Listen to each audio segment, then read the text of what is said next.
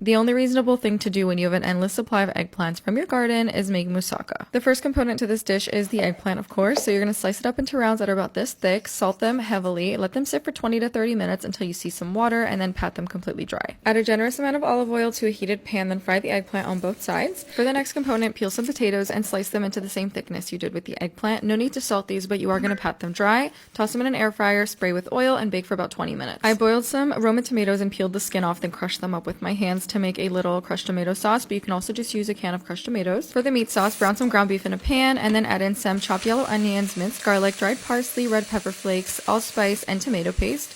Let this cook for a few minutes, then pour in some apple cider vinegar and let that deglaze the pan. Add in the chopped tomatoes, water, chicken bouillon, some bay leaves, and a cinnamon stick, along with salt, sugar, and pepper. Let this simmer for about 30 to 45 minutes until most of the liquid is evaporated. Then add in some bechamel sauce and pecorino romano to finish it off. For the bechamel sauce, melt butter in a pan, add flour, and cook this for about 2 minutes on a medium heat. Slowly incorporate the milk, whisking constantly, then add in onions, bay leaves, nutmeg, salt, and white pepper. Let it simmer for about 20 to 30 minutes until thick. Cool it off for about 10 minutes, then whisk in 2 eggs until it's fully combined with the bechamel sauce. To build the moussaka, start with a layer of the potatoes, the eggplant, the mincemeat mixture, some pecorino romano, and all that bechamel sauce. Pop this in the oven for about 45 minutes, top it off with some fresh or dried parsley, let it cool before slicing, and it's ready to enjoy.